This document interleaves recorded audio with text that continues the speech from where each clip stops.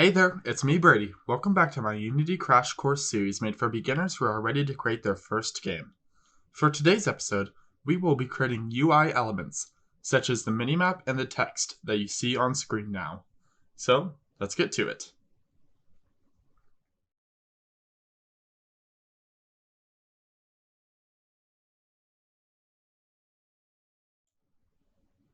Okay, so first before we begin, let's quickly delete this cube that we had created earlier, as we will not be needing it anymore.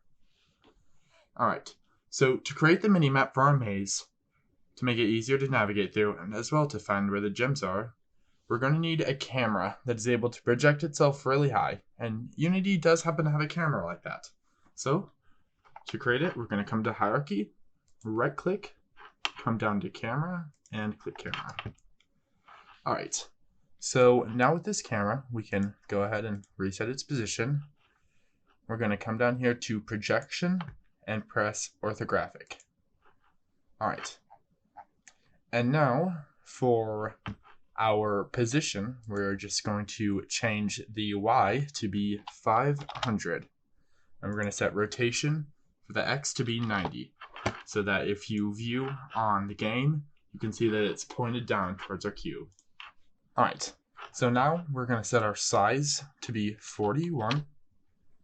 Alright, and now we are going to choose near here to be 1 and keep far at 1000.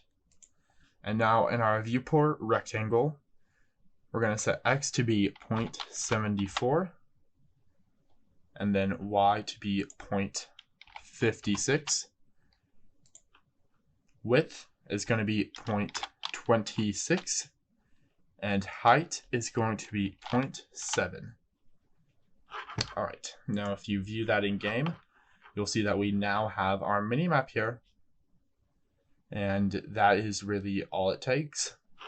However, if you perhaps would like the minimap to be on a different corner, then all you have to do to get it on this side is first set the X to be 0, and then I'll bring it up to the top left corner. And then you can set the Y to be negative 0.26, and that'll set it to be the bottom left corner. And then you can bring the X back to being 0.74, and that'll put it in the bottom right corner. And then of course just put the Y back to be 0.56, and that'll bring it back up to the top right corner. So you can choose whatever corner you'd like for this your game, and I'm going to be having the right corner for this game. Alright, so now with our minimap complete, we can move on to the text that will appear on screen.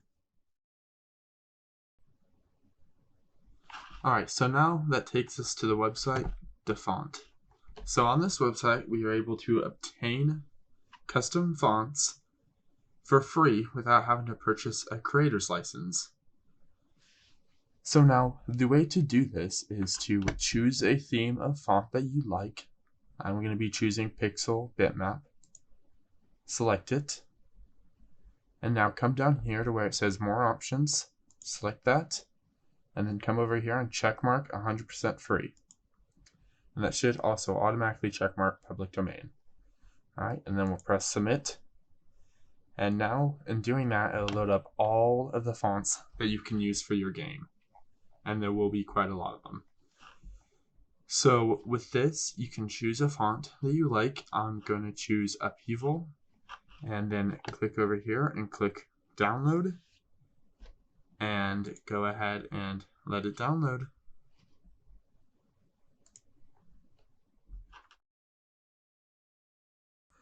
Alright, so now that you've got your font downloaded, what you're going to do is extract it, and we can open up this file here with it. And then we're going to open the Unity engine back up, and now inside of our assets section here, we're going to right click, hover over create, and then create a new folder, and we're going to call this folder fonts. Alright, now enter into this folder, and then we're going to drag our font right into here.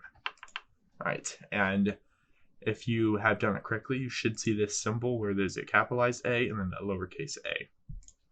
Alright, so now that we've got our font in here, it currently isn't actually a font just yet. So what we need to do is download a Unity package called TextMist Pro so that we can convert it to a Unity font. So to do this, come into our hierarchy here, right click, hover over UI, then come over to text-TextMist Pro and click on that. And now you will be prompted with this box here to import TextMesh Pro Essentials, and click on that. Alright, and now it'll upload all of TextMesh Pro's assets, and we can now convert this font into a font that Unity can use. So to do that, come up to Window here, then hover over TextMesh Pro, then come to Font Asset Creator. Alright, so it'll bring up this box here, and when we press on this circle here, we can see that our font that we are going to use shows up. So double click on that to select it, then press Generate Font Atlas. Alright, and now we can come down here and press Save. And it'll tell us to choose a folder to put our fonts in, and it should automatically choose the folder that we just created. So if it doesn't, you can go back to Assets and find the fonts folder. Otherwise, just press Save. Alright, and now we have got our font here. So we can now come back to the text that we just created and drag this text to where it says Font Asset here. And now, if we set this text to be black, we should be able to see it in our game view. So, maximize this. There it is. Alright. So, first thing that we want to do is come to Canvas, then come to UI Scale Mode, and select Scale with Screen Size. And then I'll make it so that no matter what computer that your game is opened up on, the canvas stays the same. So in order to edit this text that we've just created, let's come to our canvas by double clicking, and then we can also double click on text to focus on that. We'll come out, and if you need to, you can come over to our ground here and hide it. And now we can see our text here. So it is a little off of our canvas. So let's go ahead and recenter it by setting its X and Y to be 0. And now we can set our text to whatever we want it to be. So for this tutorial, type in gems collected, and however many gems that you put in, / however many gems you put in, so that you'll know just how much space you need. And as you can see, it has done multiple rows since this box is not big enough. We can easily just resize it as so to get it big enough to show our whole font and our text on one line. So now I'm going to drag it up to the top left corner by selecting this blue box here. Alright, and as you saw at the beginning of the video, I had the text be this light neon green.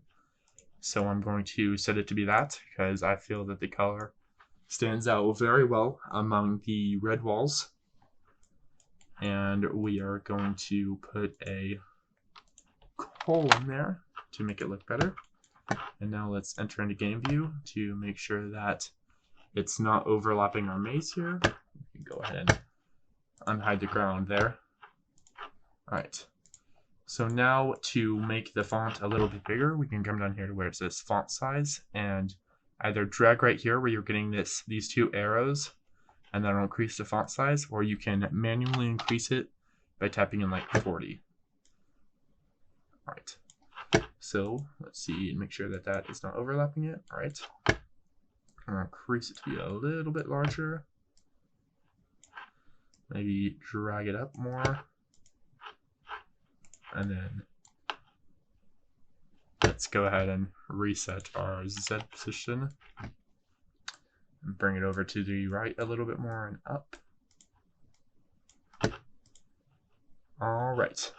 I think that looks good. Maybe just scale it up a little bit more. Right before it hits that area where it switches into multiple lines. All right. So I like the look of that. So of course you can set it to whatever size you want it to be in whatever color and whatever position you'd like. But I think this looks good for how I'm stylizing my game. And all right, so now that we have our text up here done, now we need to have it so that first off, it starts off with 0 gems collected. And it is also supposed to increase for every gem we've collected. So let's get our text to do that. All right, so the way to do that is to come to our player controller script, open it up. Okay, so at the top here, we're going to need 2 variables. So the first one is going to be a public integer, and we're going to call it score. And then now for the second one, what we're actually going to do is import a new library. So the way to do that is to come up here to our existing libraries, press enter, then type in using tmpro, right, and then put a semicolon. So by doing this, we are now able to access TextMesh Pro and all of its functions inside of our script. So one such of those is the variable that we're going to use for changing our text. So right down here in the section where we're writing our variables, public text mesh pro u GUI, and we're just going to call this text. All right, so this variable right here is what we're going to be putting our text into in order to change it. So at the very beginning of our game, we're going to need to set our gem count to be 0 and update the text to show that. So the way to set our score to be 0 is just to come up here to the public integer and type in space and put equals 0. And that'll set it to be 0 as soon as the script runs for the first time. But to change the text here, we're going to come down to our start function, give us a little room here for a new line of code, and we're going to write text dot get component angled brackets text mesh pro UGUI and angle brackets parentheses dot text equals quotation marks gems collected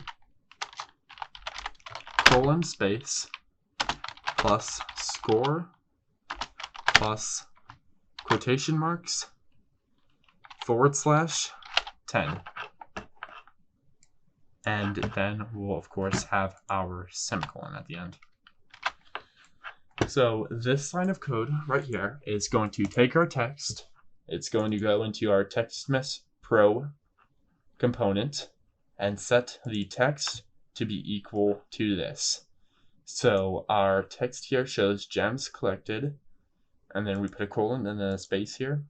And then by exiting out of those quotation marks, we can put a plus and add in our score here, which will be 0 at the time, and then put in another plus, and then have our quotation mark start again and put the /10 to make our text that shows up in our TextMesh Pro text here to be our gems collected, colon space, and it will be the score, which is 0, and then out of 10. So this right here is how it is going to display at the very start of our game, and that's what we like. So we can go ahead and delete this comment, and now we need our score and our text to update every time that we collect a gem. So to do that, let's go ahead and copy this line of code and then come down here to where we enter into the collider of our gems. So we can go ahead and paste in our line of code right here, but it's still gonna have our score be 0. So what we need to do is have our score increase with every gem we collect. And to do that, we're going to press enter here to give us a line of code before we change the text and type in score plus plus semicolon. And now what this line of code does is it takes our score and adds 1 to it. It is the basic equivalent of writing score equals score plus 1. So both of these lines of code do the exact same thing, except this one right here is more quicker and efficient to do. A little bit of code knowledge here is that you can also write score minus minus to subtract 1 from score. And that is the same as writing score equals score minus 1. So simple coding knowledge like this can make the process go a little bit quicker. So we don't need all this though. We can go ahead and delete it and remove this empty line right here. And now with that, our text will be able to update with each gem we collect. So let's go ahead and save our script by pressing Ctrl S, minimizing Visual Studio. Right, let our script compile here.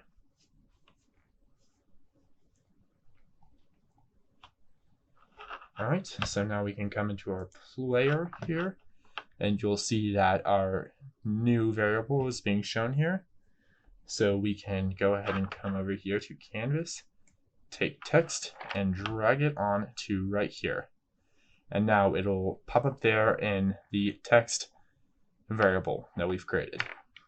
And now, when we start up our game, you'll see that it'll set gems collected to be 0.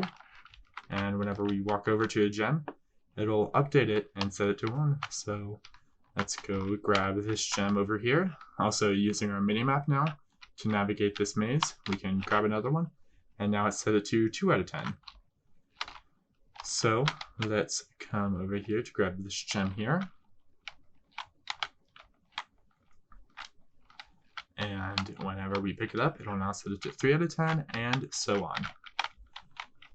All right, so with that, our tutorial has concluded. Today, we have successfully created UI, which presents a minimap to us to allow us to navigate our maze easier, as well as creating text that updates for each gem we have collected. So, in the next episode, we will be concluding this series by making the game beatable by collecting every single gem. So, as always, if that is something you'd like to see, please leave a like on this video and let me know how I'm doing in the comments below. I hope to see you there. Bye-bye.